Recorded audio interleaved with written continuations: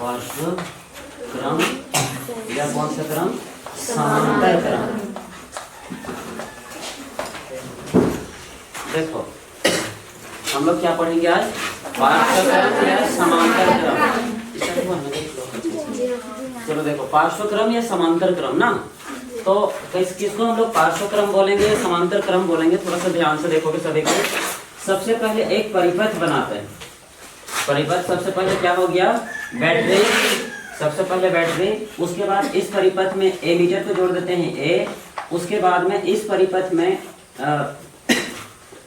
पहले छोर से 3 प्रतिरोध बनाते हैं। जैसे ये पहला प्रतिरोध इधर से ऊपर कर देते हैं, दूसरा प्रतिरोध और इधर से तीसरा प्रतिरोध। ये 3 प्रतिरोध बनाएंगे तो अलग अलग नाम लिख देंगे, R1, R2, R3। मतलब ये पहला, दूसरा और तीसरा 3 प्रतिरोध हो गया। इसको इस परिपथ में फिर से एक स्विच जोड़ देंगे के।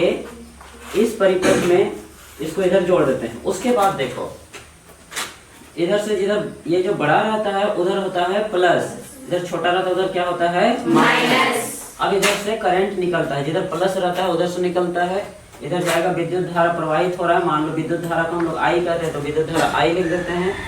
जिधर घुसेगा फिर से उधर क्या हो जाएगा? माइनस, फिर से प्लस। उसके बाद फिर से इधर आ जाएगा। उसके बाद में ये माइनस प्लस लिख देते हैं, माइनस प्लस प्लस। उसके बाद इधर भी विद्युत धारा प्रवाहित हो रहा है। जैसे इधर से गया, ये विद्युत धारा आई था, तो इधर से जब यहाँ से गया, इस जगह थोड़ा सा समझोगे, इधर से जब गया तो ये इधर 3 भागों में धारा प्रवाहित हुआ। जैसे इधर भी हुआ, इधर और इधर, तीनों भागों में हो गया।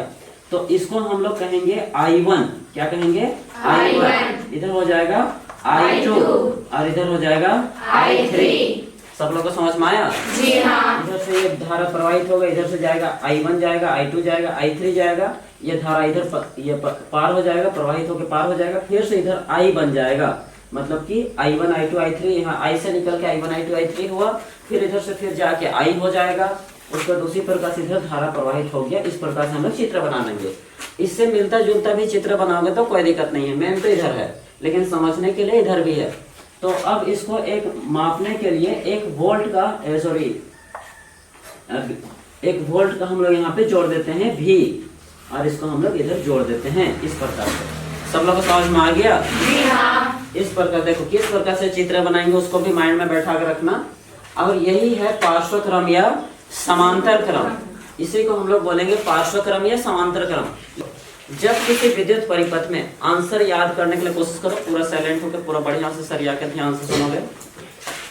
देखो, जब किसी विद्युत परिपथ में तीनों प्रतिरोधों को, किसी विद्युत परिपथ में ये तीनों प्रतिरोध है ना, पहला प्रतिरोध, दूसरा प्रतिरोध और तीसरा प्रतिरोध। तो किसी विद्युत परिपथ में तीनों प्रतिरोधों के पहले छोर को एक बिंदु के साथ तथा तीनों प्रतिरोधों के दूसरे छोर को दूसरे बिंदु के साथ जोड़ा जाता है, उसे पार्श्व क्रम या समांतर क्रम संयोजन कहते हैं। याद हो गया? जी हाँ। और एक बार? जी हाँ। चलो ध्यान से सुनोगे। किसी विद्युत परिपथ में तीनों प्रतिरोधों के पहले छोर को एक बिंदु के साथ तथा तीनों प्रतिरोधों के दूसरे छोर को दूसरे बिंदु के साथ जोड़ा जाता है, उसे पार्श्व क्रम या समांतर क्रम संयोजन कहते हैं। बहुत ज्यादा इंपॉर्टेंट क्वेश्चन है ये, इस बार एग्जाम में आने जैसे एग्जाम ये क्वेश्चन है 2026 में, तो इसीलिए थोड़ा ध्यान से देखोगे और याद रखोगे। किसी विद्युत परिपथ में तीनों प्रतिरोधों के पहले छोर को एक बिंदु के साथ तथा तीनों प्रतिरोधों के दूसरे छोर को दूसरे बिंदु के साथ जोड़ा जाता है, उसे पार्श्व क्रम या समांतर क्रम संयोजन कहते हैं। याद हो गया? और एक बार, किसी विद्युत परिपथ में तीनों प्रतिरोधों के पहले छोर को एक बिंदु के साथ तथा तीनों प्रतिरोधों के दूसरे छोर को दूसरे बिंदु के साथ जोड़ा जाता है, उसे पार्श्व क्रम संयोजन कहते हैं। याद हो गया? देखो, किसी विद्युत परिपथ में, ये कोई मान लो विद्युत परिपथ है, किसी विद्युत परिपथ में तीनों प्रतिरोधों के पहले छोर को एक बिंदु के साथ तीनों प्रतिरोधों के दूसरे छोर को दूसरे बिंदु के साथ जोड़ा जाता है, उसे पार्श्वक्रम संयोजन कहते हैं। याद हो गया? कितने लोग को याद हो गया? हाँ, तो फिर तो चलो फिर खड़े होकर बोलो फटाक से। किसी विद्युत परिपथ में तीनों प्रतिरोध के पहले छोर को पहला बिंदु के साथ जोड़ा जाता है तथा तीनों प्रतिरोध के दूसरे छोर को दूसरा बिंदु के साथ जोड़ा जाता है, उसे पार्श्वक्रम संयोजन कहते हैं। ठीक, बहुत अच्छा। और किसी विद्युत परिपथ में तीनों प्रतिरोध के पहले छोर को एक बिंदु के साथ तथा तीनों प्रतिरोध के दूसरे छोर को दूसरे बिंदु के साथ जोड़ा जाता है, उसे पार्श्वक्रम संयोजन कहते हैं। ठीक है, बहुत अच्छा। चलो लिख देते हैं। देखो, किसी विद्युत परिपथ में तीनों प्रतिरोधों के पहले छोर को एक बिंदु के साथ तथा प्रतिरोधों के दूसरे छोर को दूसरे बिंदु के साथ जोड़ा जाता है,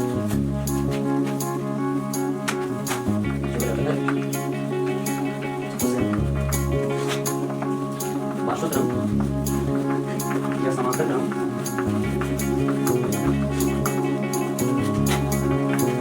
कहते हैं। चलो जल्दी से लिखो।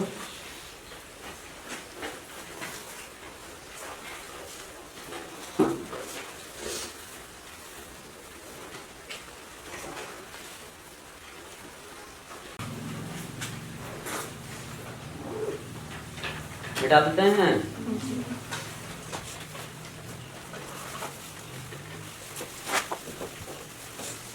इसके आगे ध्यान दोगे सभी कोई।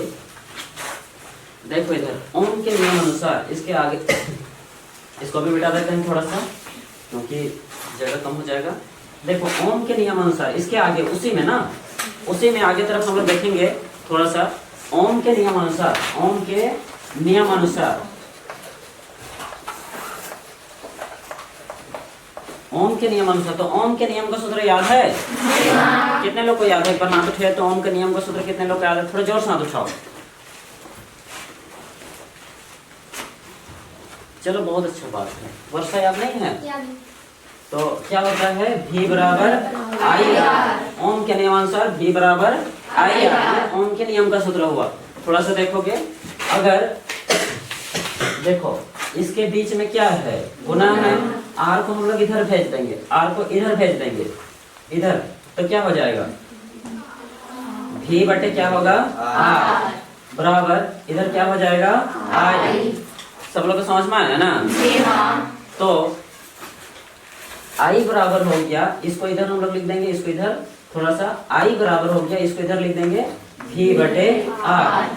कोई दिक्कत है? जी नहीं। इसी में से देखो V बराबर आई आर था, ये गुना यहाँ पे बीच में ऑलरेडी गुना रहता है, तो आर को हम लोग इधर भेज दिए तो भाग हो गया, तो V बटे आर हो गया बराबर इधर क्या हो गया? आई।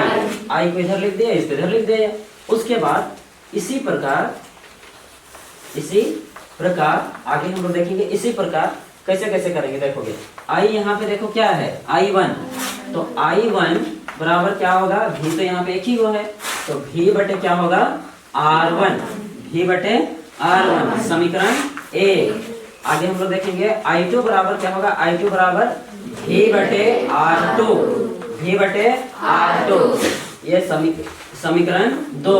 उसी प्रकार से I3 बराबर क्या हो जाएगा? V बटे R3 समीकरण 3। सब लोग को समझ में आया? जी हाँ। देखो इसी प्रकार यहाँ पे किए। I1 बराबर V बटे R1, I2 बराबर V बटे R2, I3 बराबर V बटे R3। अब ये तीन समीकरण हुआ, ये V बटे R1, ये वाला एक, ये तीनों समीकरण हुआ। तो ये तीनों समीकरण को आप जोड़ देंगे। हम इसको मिटा देते हैं। मिटाएं ना मिटाएं? बना लिए हो सभी कोई? नहीं बनाए हो? जल्दी से लिखो, फिर जल्दी से लिखो, इसको जल्दी जल्दी लिख लिए? चित्र बना लिए?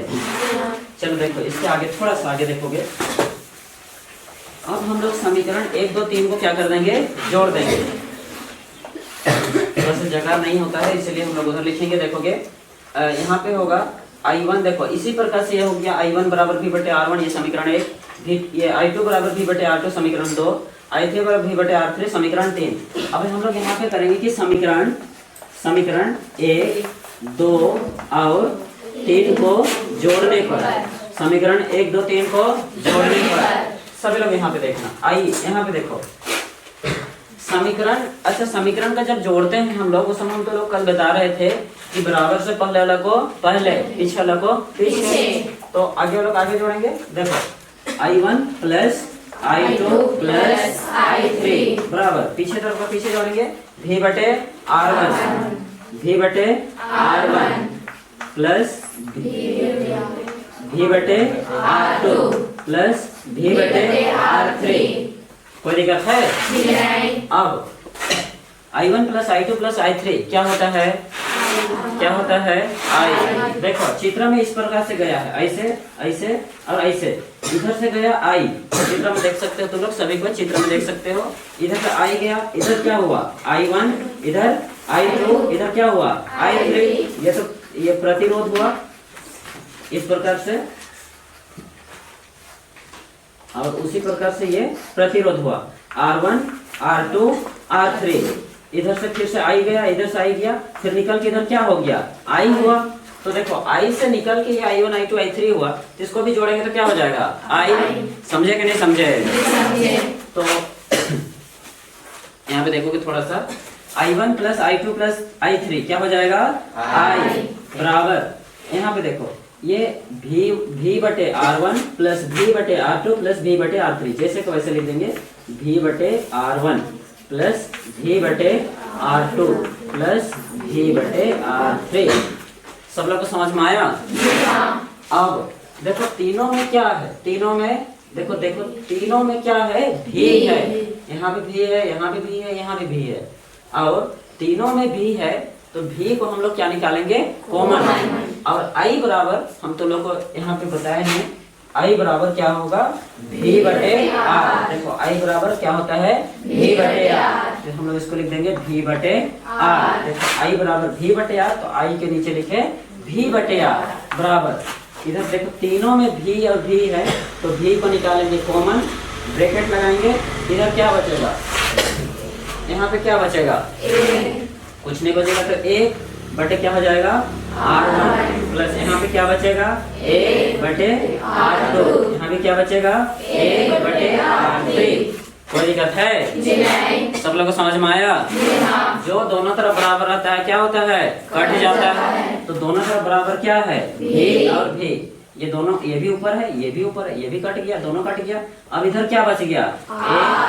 एक R नहीं, ऊपर में 1, ठीक है, R केवल नहीं, इसीलिए मिस्टेक करते हो तो लोग। ऊपर में क्या बचेगा?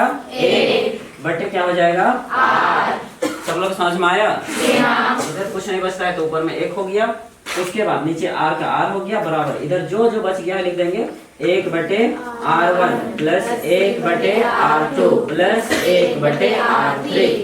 यही है श्रेणी पार्श्वक्रम का सूत्र। कोई दिक्कत है? देख लो पार्श्वक्रम का सूत्र क्या होता है? 1 बटे R बराबर 1 बटे R1 प्लस 1 बटे R2 प्लस 1 बटे R3। और श्रेणी क्रम का सूत्र कल ही बताए थे, R बराबर क्या होता है? R1 plus R2 plus R3।